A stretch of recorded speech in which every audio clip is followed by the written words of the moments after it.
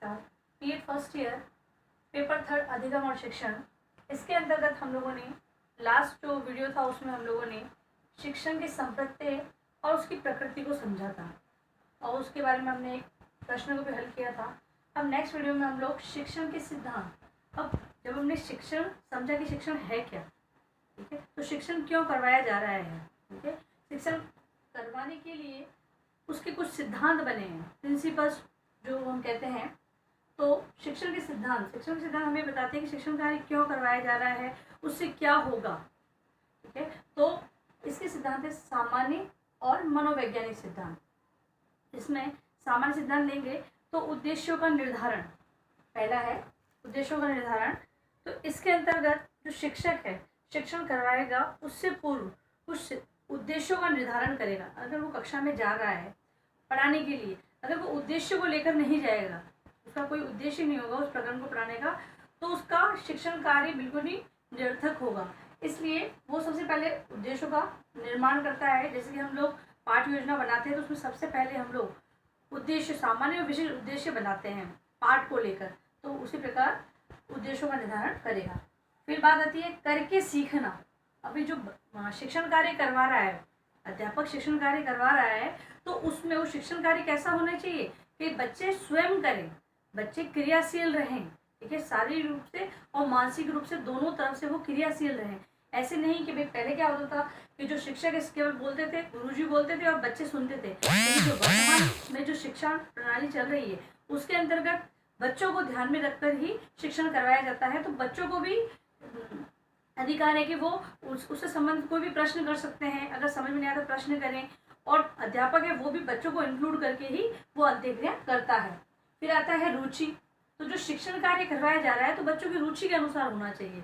ऐसा नहीं कि बच्चे टीचर पढ़ा रहा है और बच्चे उसमें रुचि नहीं ले रहे हैं, तो वो वैसा शिक्षण किसी काम का नहीं है। तो बच्चों की रुचि को ध्यान में रखकर शिक्षण कार्य करवाए। फिर है जीवन की वास्तविकता के संबंध का सिद्धांत।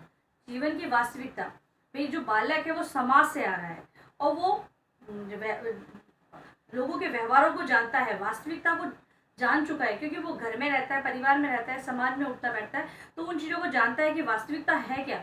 अगर उसको टीचर अगर मनोवैज्ञानिक ढंग से नहीं बताएगा, किसी भी चीज़ को वैज्ञानिक ढंग से प्रस्तुत नहीं करेगा, तो बालक उसको सीखने के लिए जागरूक नहीं होगा, वो सीखना नहीं चाहेगा। इसलिए जो वास्तविकता है उससे संबंध जोड़ते हुए शिक्षण प्रदान करना चाहिए। जीवन की वास्तविकता को जोड़ते हुए शिक्षण प्रदान करना चाहिए। भाई अब कोई टॉपिक पढ़ा रहा है वो, तो उसके जीवन में वो कहाँ उपयोगी होगा, इस प्रकार से उसको वो शिक्षण करवाएगा।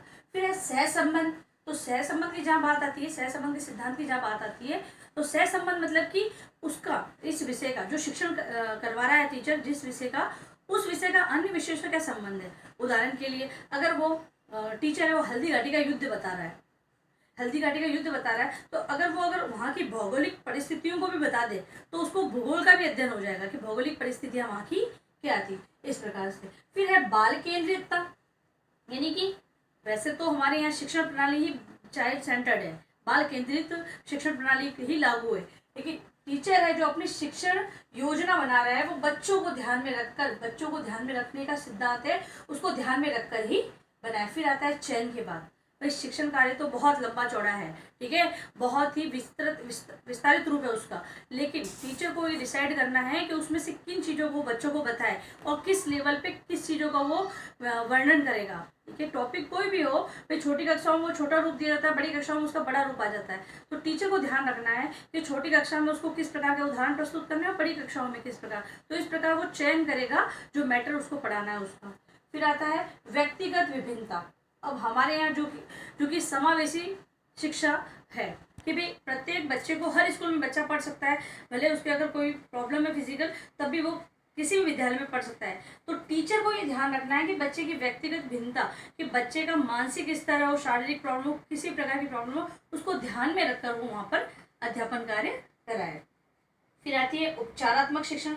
अब बात हुई शिक्षण की, बात होगी, शिक्षण करवा दिया उसने, लेकिन केवल शिक्षण ही करवाना काफ़ी नहीं है, उसको शिक्षक को ये भी ध्यान रखना पड़ेगा कि भाई अगर मैंने शिक्षण करवाया है वो सही है या नहीं है, मतलब कि बच्चे उसको सीख पा रहे हैं या नहीं सीख पा रहे हैं। तो वो कैसे करेगा, बच्चे सीख पा रहे हैं तो कैसे सीख रहे हैं वो, और अगर नहीं सीख पा रहे हैं तो उसके लिए उपचारात्मक शिक्षण क्या है, वो अपनी कमियों को देखेगा या विद्यार्थी की जो कमी है उसको पता लगाकर उसका उपचारात्मक शिक्षण करवाएगा। फिर आती है पुनरावृत्ति की। अब शिक्षण कार्य तो बढ़ा दिया, शिक्षण यानी पढ़ाना, सीधी सी बात है पढ़ाना। अगर उसने पढ़ा तो लिया लेकिन कुछ समय बाद अगर उसका वो दोहरान कार्य नहीं करवाएगा, मतलब रिपीट नहीं करवाएगा, उसको रिवीजन नहीं करवाएगा, तो बच्चा उन चीज़ों को भूल जाएगा।